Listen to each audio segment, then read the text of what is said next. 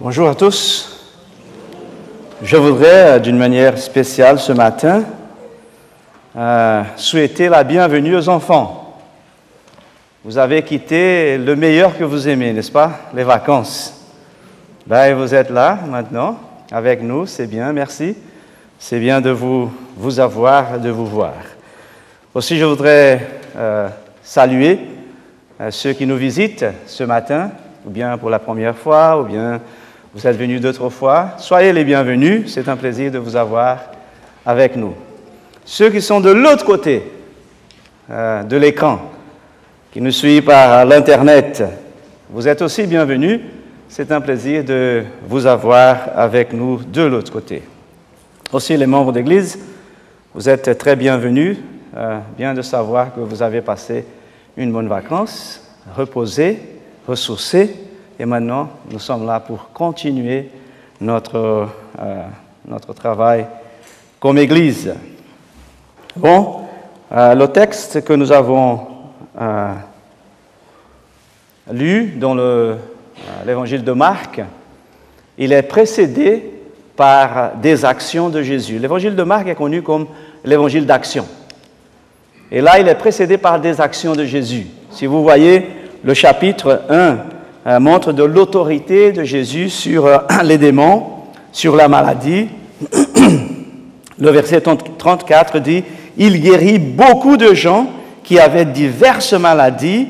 Il chassa aussi beaucoup de démons et il ne permettait pas aux démons de parler parce qu'ils le connaissaient. » Et aussi la puissance de Jésus sur la lèpre. Alors le chapitre 2 continue dans la même démarche, du verset 1 au verset 12, le pouvoir, la puissance de Jésus sur la paralysie. Et alors là, le verset que nous avons maintenant, les versets du verset 13 au verset 17. Alors le texte nous donne ces mots, disent « En passant, il vit Lévi, fils d'Alphée, assis au bureau des péagers, un publicain connu à l'époque de cette manière. Les péagers, il y avait 3 classes, ceux qui étaient responsables pour les collectes par rapport à les constructions publiques, ceux qui étaient responsables pour les collectes portuaires et ceux qui étaient là au péage. Et là, nous avons Lévi au péage qui va rencontrer Jésus-Christ. La littérature juive, dehors de la Bible, ils ont 3. Il y a le Talmud qui est composé par la Mishnah et Gemara. Alors, ces littératures parlent aussi de ces gens, les publicains.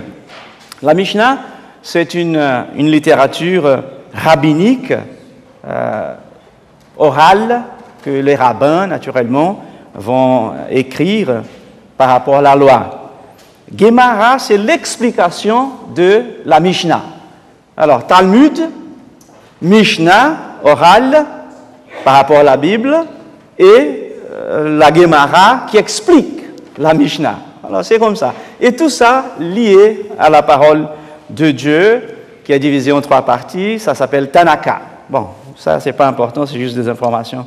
Mais dire que dans ces écrits juifs, ils parlent des péagers, des publicains. Qu'est-ce qu'ils écrivent par rapport à ces gens? Alors, si un péager touche une maison, la maison devient impure. Tellement mauvais ils sont. Alors, il dit aussi, si une personne ment à un péager, vous êtes libre de condamnation, de punition. Et une troisième chose qu'il dit dans ces écritures juives, dans la littérature juive, les péagers sont classifiés comme des voleurs et d'autres mauvais traits de caractère. Alors là, nous voyons Zachée dans le chapitre 19 de Luc qui va rencontrer Jésus et une des choses qu'il dit à Jésus par rapport dans sa conversation avec Jésus, il dit « Voici Seigneur, je donne aux pauvres la moitié de mes biens et si j'ai fait tort de quelque chose à quelqu'un, je lui rends 4 fois plus. » Ou bien il était très riche, il a volé trop, pour donner 4 fois plus, ou bien il était sûr qu'il n'a pas volé rien du tout. Mais de toute façon, ça montre qu'il avait cette connotation de voleur. Alors, c'était la connotation de Lévi aussi là-bas au péage. La première leçon que nous pouvons tirer de ces versets de la parole de Dieu, cette rencontre de Jésus avec Lévi, c'est nous ne devons jamais désister du salut de quelqu'un, de qui que ce soit. Celui qui a appelé Lévi est toujours au travail et il est vivant. L'âge de miracle n'est pas encore fini, ni à l'époque de Lévi, ni aujourd'hui. L'amour à l'argent, c'est un principe puissant, mais l'appel de Dieu, c'est beaucoup plus puissant. Et si vous n'avez pas encore entendu, et si vous n'avez pas encore répondu à l'appel de Dieu, il est là en train, ce moment, de vous appeler. Non parce que vous êtes péagé, non parce que vous êtes un publicain, mais parce que vous êtes un être humain et il vous aime comme vous êtes. Et il vous appelle maintenant. Si vous n'avez pas encore pris une décision pour lui, et si vous avez pris, alors il l'appelle quand même pour continuer à renouveler votre vie avec lui. Alors Jésus va rencontrer Lévi, il dit « Suis-moi ».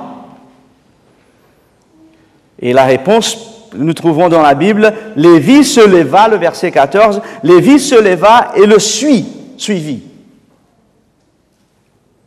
Alors, quelle puissance, l'appel de Jésus. Quelle puissance dans sa parole. Et un jour, cette puissance est arrivée à vous, qui êtes déjà converti, qui a déjà accepté cette parole, l'appel de Jésus. Cet homme, Lévi, il attendait quelque chose. Ce n'est pas normal, se lever comme ça et faire ce qu'il a fait. Il cherchait déjà quelque chose, qui a été beaucoup plus vite que Joseph d'Arimathée, dont la fin du chapitre de Matthieu dit qu'après, quand Jésus va être enseveli, alors il demande le corps de Jésus, et il est dit par rapport à Jésus d'Arimathée, cet homme attendait le royaume de Dieu. Il a attendu 3 ans pour prendre une décision. Lévi se lève immédiatement et suit Jésus. Lévi se leva et le suivit. Je vais vous montrer maintenant quelques mots, je voudrais lire avec vous. Il n'hésita pas à la pensée qu'il échangeait une situation lucrative contre la pauvreté et la peine. Il lui suffisait d'être avec Jésus, d'entendre ses paroles et de se vouer à son œuvre. Différent des disciples, les 4 premiers que Jésus a appelés, et même les autres, ils n'avaient rien à perdre. Ils étaient pécheurs, travaillaient dur, se levaient trop le matin, travaillaient trop la nuit, rien à perdre. Mais là, un homme qui avait une bonne position, un bon gain, un bon travail, pour l'époque, mais il ne pense pas 2 fois. Il simplement se lève et il suivit Jésus. Il était là, assis à sa chaise confortable. Il pourrait dire simplement non. Mais il a pris une décision. Lévi se leva et le suivit Jésus. Un autre texte. Chaque âme est mise à l'épreuve de la même manière, et doit montrer si elle préfère la communion du Christ au bien temporel. J'étais mis à cette épreuve moi-même avant d'accepter Jésus. Peut-être c'est votre expérience aussi. Mais il faut toujours un jour décider de suivre le monde, ma volonté, ma famille, ce que je veux, ce que j'aime, ce que je pense, et prendre une décision de suivre Jésus et de faire sa volonté. La réalité que nous vivons, nous avons tous une chaise confortable.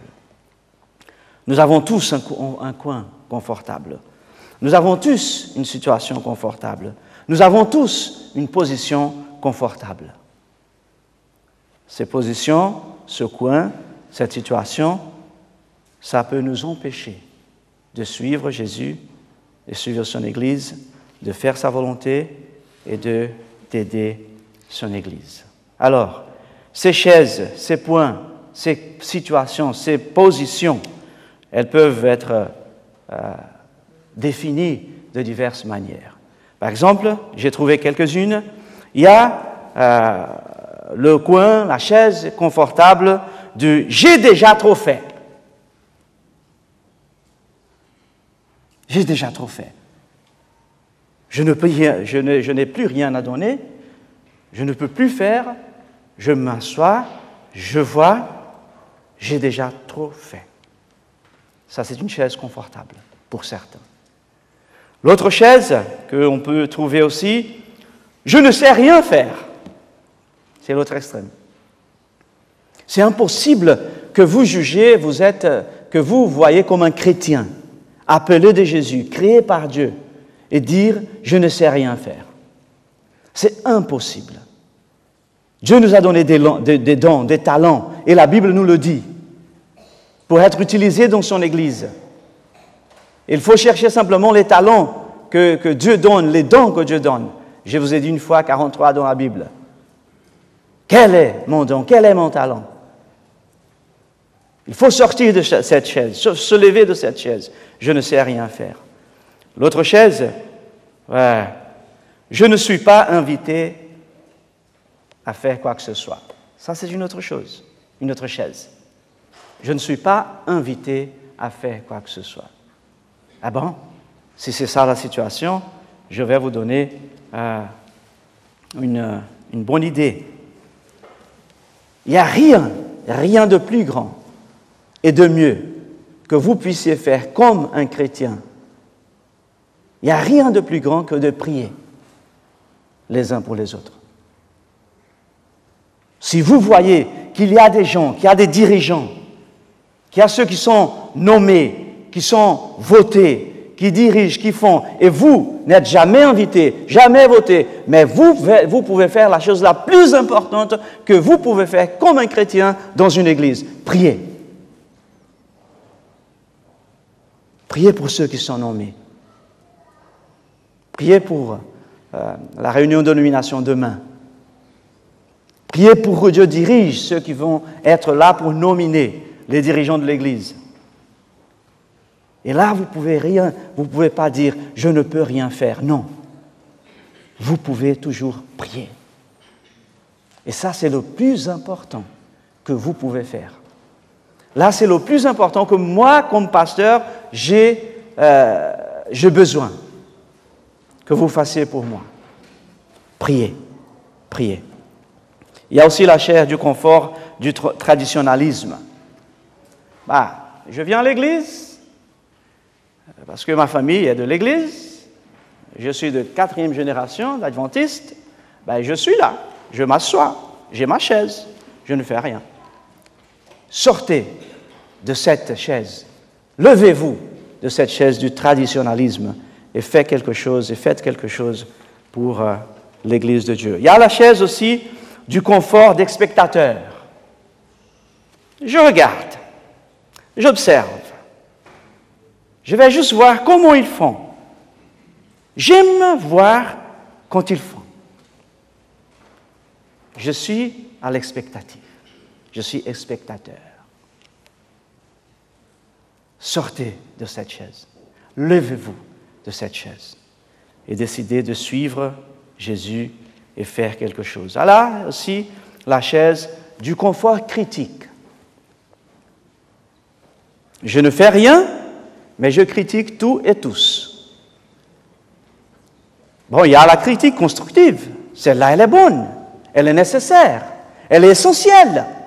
Et faites-le toujours que vous pouvez le faire. Mais il y a la critique destructive. Alors sortez de cette chaise. Levez-vous de cette chaise. Ça n'aide ni à vous, ni à l'Église, ni à personne. Sortez de cette chaise. Levez-vous de cette chaise et faites mieux que ça pour l'Église de Dieu. Et il y a aussi la chaise du confort du jugement. Je suis prêt à juger tout et tous. Sans savoir, sans essayer de comprendre le pourquoi et la raison des choses. Je juge simplement. Je juge seulement. Alors vous pouvez trouver d'autres chaises. Et il se peut que vous n'êtes assis sur aucune de ces chaises. Mais si par hasard vous êtes, Dieu vous appelle maintenant, à chacun d'entre nous, levez-vous de cette chaise et faites quelque chose pour Dieu et pour son Église. Quelle est ma chaise? Quelle est votre chaise? Quelle est ta chaise? À vous de regarder, à vous de voir, à vous de décider. Alors le texte continue en Marc 2, versets 16 et 18, nous dit « Les scribes et les pharisiens, le voyant manger avec les publicains et les mauvais vies, dirent à ses disciples, « Pourquoi mange-t-il et boit-il avec les publicains et les gens de mauvaise vie ?» Alors, la chaise des spectateurs, la chaise des juges. Ils étaient assis. Alors vous dites, bon, là, c'est seulement une question. Oui, c'est une question là. Mais si nous voyons ces gens qui jugent Jésus dans tous les évangiles, nous voyons qu'ils sont assis sur cette chaise de la critique et la chaise du jugement. Le verset 18, les disciples de Jean et les pharisiens jeûnaient. Ils vinrent dire à Jésus, pourquoi les disciples de Jean et ceux des pharisiens jeûnent-ils, tandis que tes disciples ne jeûnent point? La chaise de la critique, la chaise du jugement. Dieu nous appelle maintenant, n'importe quelle est votre chaise, si elle est mauvaise, sortez, levez-vous et faites quelque chose de différent pour Jésus. Lévi se leva et le suivit. Alors il est sorti de la chaise confortable qu'il avait, de sa position confortable, de sa situation confortable, de son coin confortable, et le suivit. Dans Philippiens 3, 8, Paul dit « Et même je regarde toutes choses comme une perte, à cause de l'excellence de la connaissance de Jésus-Christ, mon Sauveur, pour lequel j'ai renoncé à tout, et je les regarde comme la boue de la boue, afin de gagner Christ. » Paul aussi, il a décidé de se lever, de sortir de cette chaise qu'il était assis sur pour suivre Jésus. Il a dit, je considère tout comme la boue, de la boue, pour suivre Jésus, pour accepter Jésus, que Jésus puisse nous mettre la même pensée, le même désir dans notre cœur ce matin. Alors le résultat de tout ça, le verset 15 nous dit, Lévi va préparer un banquet. Naturellement, il savait qu'il ne pouvait pas inviter tout le monde, parce qu'il y avait ceux qui étaient sur la chaise de la critique, de l'expectation, de « je ne fais rien du tout ». Il ne voulait pas venir. Alors, qu'est-ce qu'il fait? Verset 15. « Comme Jésus était à la table dans la maison de Lévi, beaucoup de publicains et de gens de mauvaise vie se mirent aussi à table avec lui et avec ses disciples, car ils étaient nombreux. Il avait suivi. » Alors, il a invité ceux qui étaient de la même taille. Il a invité ceux qui faisaient ce qu'il faisait. Il a invité ceux qui étaient avec lui. Et là, une bonne chose pour nous, comme chrétiens, une bonne idée. Si vous voulez travailler pour Jésus, commencez avec ceux qui sont à côté, à ceux qui font la même chose, à ceux qui vous connaissez. Et c'est ça qu'il a fait.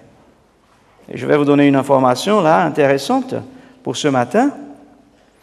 Vous savez, l'Égypte a un problème de président maintenant, et le président intérim de l'Égypte maintenant, c'est adventiste.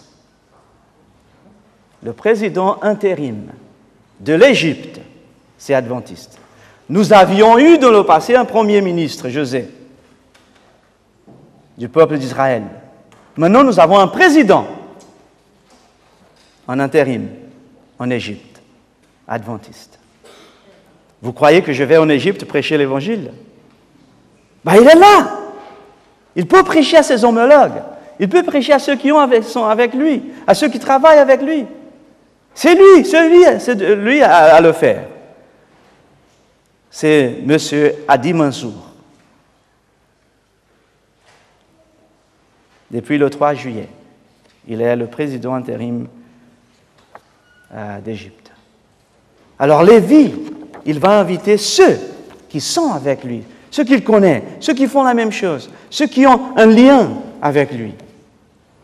Il a pour nous, naturellement, la même chose. Il a eu envie de partager sa joie avec ceux qu'il connaissait, ceux qui étaient près de lui. On va voir un autre. Le prince du ciel était parmi les siens dans cette situation. Dieu avait fait un monde le don ineffable. Joie pour les pauvres, dont le Christ allait faire des héritiers de son royaume. Bon, c'est Jésus-Christ, c'est le chapitre qui parle de Lévi, hein, même si malheureusement la page n'apparaît pas là. D'accord? Alors, il a voulu montrer sa joie, il a voulu partager sa joie. Joie pour les riches, auxquels il allait enseigner comment acquérir les richesses éternelles. Joie pour les ignorants, qu'il allait rendre sages au salut. Et joie pour les savants, auxquels il allait révéler les mystères insondables, insoupçonnés.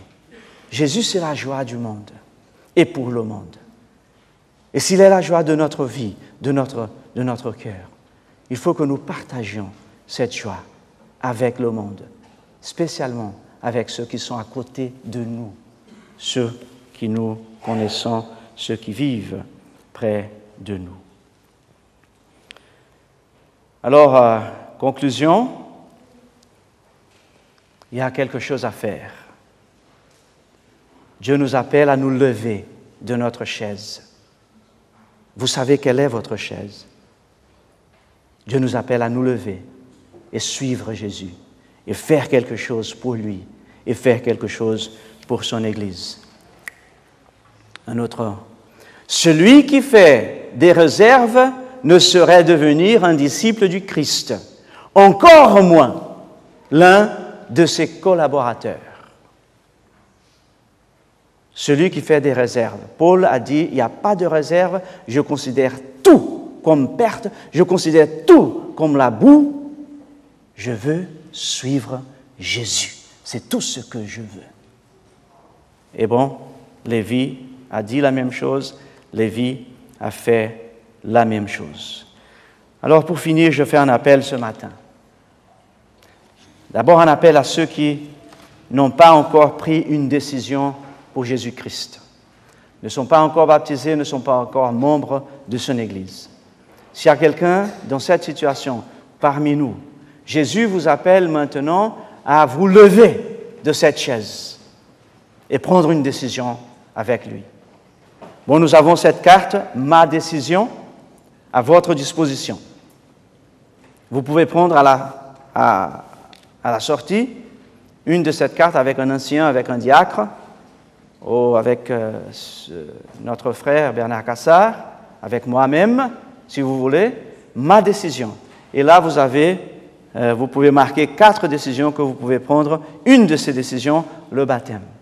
Et nous sommes là pour étudier la Bible avec vous, pour apprendre avec vous, pour grandir avec vous et vous aider à prendre cette décision de suivre Jésus.